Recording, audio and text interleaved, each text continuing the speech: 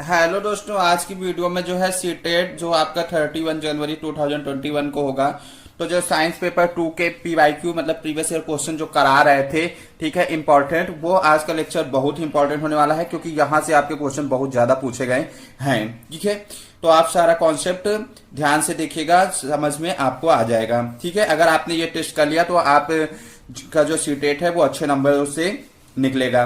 तो देखिए first question क्या है कि जब सीएनजी या एलपीजी का पूर्ण दहन होता है तब उत्पाद बनते हैं। ठीक है, यहाँ पे कह रहा जो सीएनजी है या आपका एलपीजी है, इनका अगर पूर्ण दहन होता है तो आपका जो बनता है वो आपका CO2 एवं H2O बनता है। क्या बनता है? CO2 एवं H2O बनता है।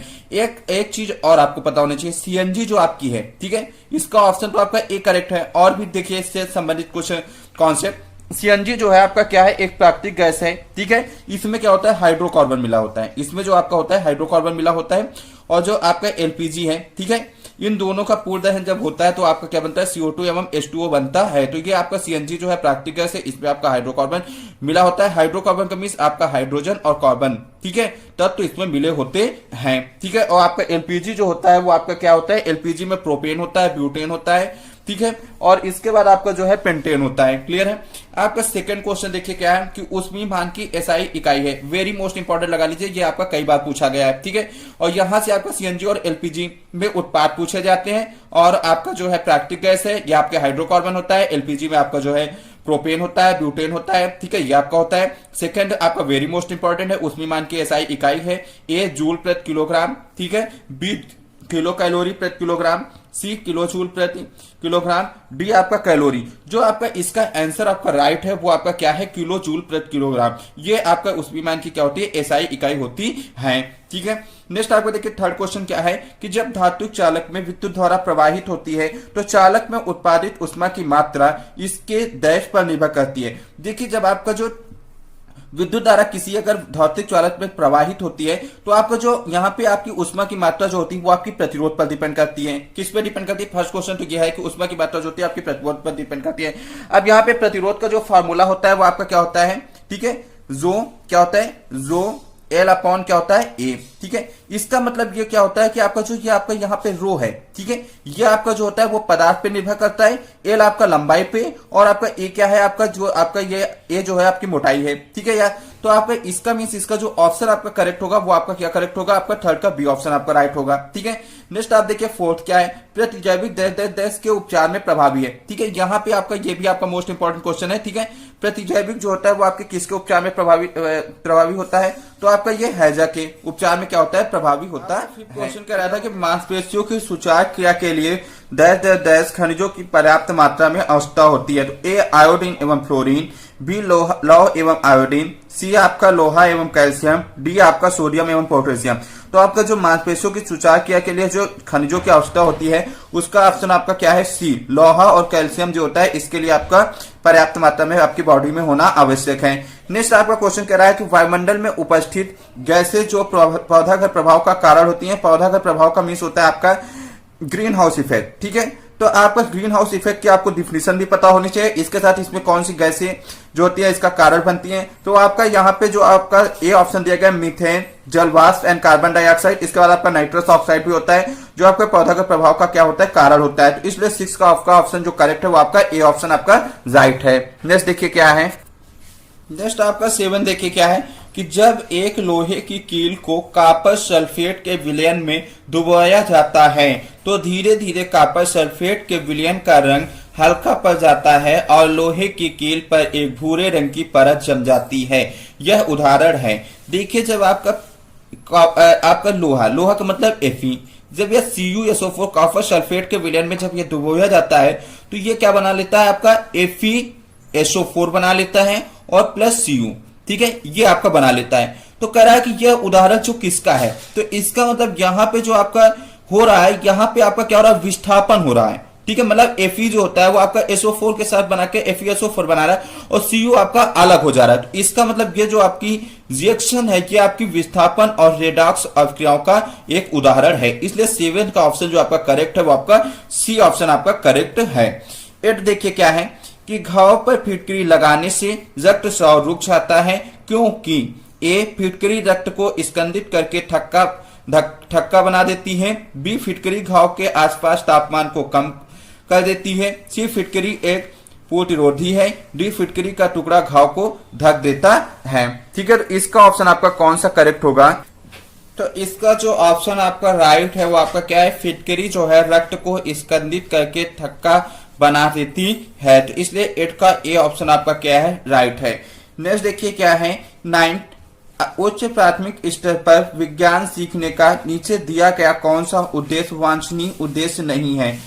देखिए यहाँ पे आपको वो कथन आपको बताना है सही कि जो आपका उच्च प्राथमिक स्तर पर विज्ञान सीखने का नीचे दिए गए जो आपके उद्देश्य हैं उसमें से वांछनीय उद्देश्य नहीं है, वो आपको बताना है। तो ए आवश्यक प्रक्रिया कौशल अर्जित करना, बी प्रतियोगी परीक्षाओं में अच्छा प्रदर्शन करना, सी वैज्ञानिक साक्षरता अर्जित करना, डी तार्किक सोच विकसित करना।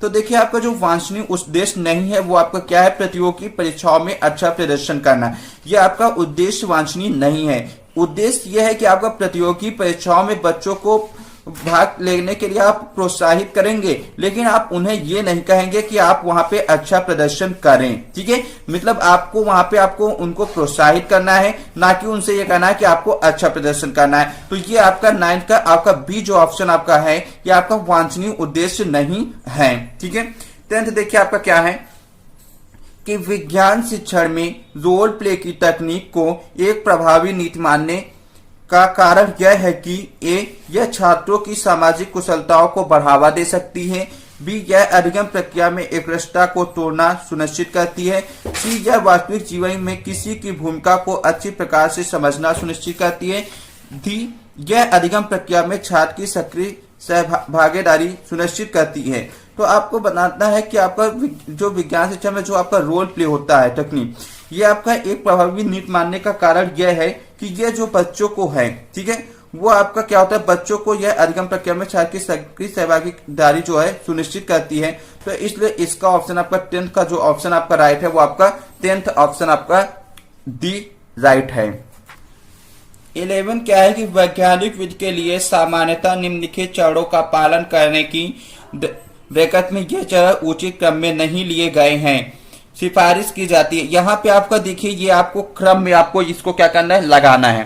तो आपका देखिए आपका फर्स्ट क्या है? परिकल्पना का परीक्षण, सेकेंड आपका परिकल्पना बनाना, थर्ड आपका समस्या की पहचान, फोर्थ आंकड़ों को एकत्र करना और फिफ्थ आपका निष्कर्ष निकालना। ठीक है, तो आपका देखिए आप अगर किसी भी समस्या का समाधान करते हैं तो आपका जो चरण होते हैं वो आप क्या करते हैं? पहले आप क्या करते हैं? समस्या की पहचान करते हैं। नेक्स्ट आप उसके बाद आप क्या करते हैं कि आप जो है उसके बाद जो है परिकल्पना क्या करते हैं? बनाना। ठीक है, परिकल्पना आप क्या करते हैं? बनाते हैं। नेक्स्ट उसके बाद आपको क्या करना होता है? आंकड़ों को एकत्र करना होता है। उसके बाद आप क्या करते हैं कि आंकड़ों को एकत्र करने के बाद आप जो परिकल्पना होती है उसका आप परीक्षण करते हैं। उसके बाद आपका फिफ्थ जो आपका आता है निष्कर्ष निकालना। तो जो इसका उचित क्रम है वो आपका सबसे पहले जो आपका आएगा वो आपका थर्ड आएगा। ठीक है, थर्ड के बाद आपका जो यहाँ पे आपका आएगा उसके बाद आपका परिकल्पना बनाना मिस सेकेंड आएगा। नेक्स्ट आपका यहाँ पे जो आपका आंकड़ों को एकत्र करना मिस फोर्थ आपका आएगा। फिर आपका फर्स्ट आएगा कि परिकल्पना का परीक्षण करेंगे और उसके बाद आपका नेक्स्ट जो आपका आएगा वो आपका निष्कर्ष निकालना आपका आएगा। ठीक है, तो इसलिए आपका ये क्रम होगा। नेक्स्ट आप देखिए 12th क्या है कि विज्ञान शिक्षिका द्वारा अपनाए नीचे गए उपगमनों में से कौन सा उपगमन उस शिक्षिका की वैज्ञानिक बना स्थिति को दर्शाता है? यहाँ पे कुछ उपगमन दिए गए हैं। ठीक है, उनमें से वो कथन आपको चुनना है जो शिक्षिका की वैज्ञानिक मना स्थिति को क्या करता है? दर्शाता है। तो देखिए आपका एक कक्षा में छात्रों को प्रश्न पूछने के लिए प्रोत्साहित करना, बी आपका अधिगम में बढ़ोतरी करने के लिए कठिन प्रश्न पत्र बनाना। ठीक है, सी आपका कक्षा में पूर्ण अनुशासन बनाए रखना, डी यथासंभव शीघ्र प्रस्तावित पाठ्यक्रम को समाप्त करना। तो जो इसका ऑप्शन आपका वैज्ञानिक बना स्थिति को दर्शाता है तो वो आपका ए की कक्षा में जो है छात्रों को प्रश्न पूछने के लिए आप क्या करेंगे? प्रोत्साहित करेंगे। ठीक है, ताकि बच्चा जो है वो आपका सक्रिय सहभागिता से कक्षा में कार्य कर सके और जो है वो उनके इंटरेस्ट को पढ़ाई के लिए जागृत कर सके। तो इसलिए 12th का ए ऑप्शन आपका क्या है? राइट है। 13 देखिए क्या है, ये आपका अमीबा से संबंधित आपके क्वेश्चन बहुत आता है, यहाँ पे वेरी मोस्ट इंपॉर्टेंट लगा लीजिए। 13 क्या है कि अमीबा के पदार्थ किसमें सहायता करते हैं। तो यहाँ पे आपको देखिए अमीबा से संबंधित कुछ तथ्य आपको पता होना है कि अमीबा जो होता है वो आपका क्या होता है, एक कोष की होता है। ठीक है, आपका एक कोष की जो जीव है। और जो आपके अमीबा के पदार्थ किसमें सहायता करते हैं, तो आपका देखिए गति देने एवं भोजन पकड़ने में क्या करते हैं, अमीबा के पदार्थ जो है वो सहायता करते हैं। ठीक है, तो आपको 2 पॉइंट इसमें इंपॉर्टेंट है कि अमीबा जो आपका एक कोष की है। ठीक है, और भोजन पकड़ने तथा गति देने में उसमें जो है पदार्थ जो है वो सहायता करते हैं।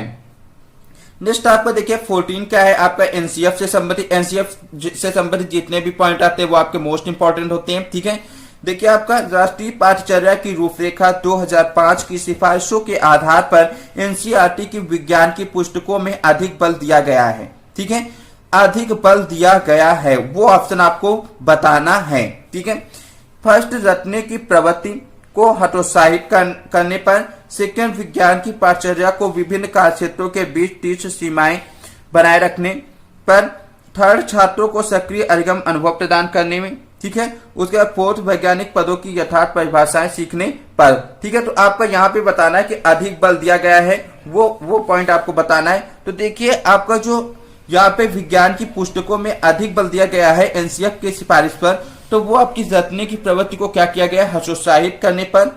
और उसके बाद आपका देखिए यहाँ पे सेकंड विज्ञान के पाठ्यचर्या को विभिन्न कार्य क्षेत्रों के बीच तीक्ष्ण सीमाएं बनाए रखने पर, ये जो है नहीं बताया है एनसीएफ ने। थर्ड देखिए आपको छात्रों को सक्रिय अधिगम अनुभव प्रदान करने में ये बताया। और फोर्थ देखिए वैज्ञानिक पदों की यथार्थ परिभाषाओं पे बल नहीं दिया है। ठीक है, उसने बताया कि दैनिक जीवन से उसको जोड़ के पढ़ाए। ठीक है, तो इसलिए आपका इसका देखिए फर्स्ट और थर्ड ऑप्शन आपका क्या है, राइट है। तो फर्स्ट थर्ड आपका ऑप्शन जो यहाँ पे मिल रहा है, ठीक है, दिया गया था कि नीचे दिया गया कौन सा युगल उपरोक्त सही कथनों के संयोजन को निरूपित करता है, तो आपका देखिए फर्स्ट और थर्ड किस में आपका डी। तो इसलिए आपका 14 का आपका डी ऑप्शन आपका क्या है, राइट है। ठीक है, तो आज की वीडियो में ये 14 इंपॉर्टेंट टाइप क्वेश्चन थे। ठीक है, अगर ये वीडियो आपको अच्छी लगी है तो नीचे जाके लाइक कीजिए, दोस्तों के साथ शेयर कीजिए। चैनल पे नए हो तो चैनल को सब्सक्राइब कर लीजिएगा, साथ ही साथ बेल आइकन को प्रेस कर दीजिएगा। और आपको किस टॉपिक पे वीडियो चाहिए वो भी आप लोग बता दीजिएगा। तो thanks for watching, love you all, जय हिंद, जय भारत।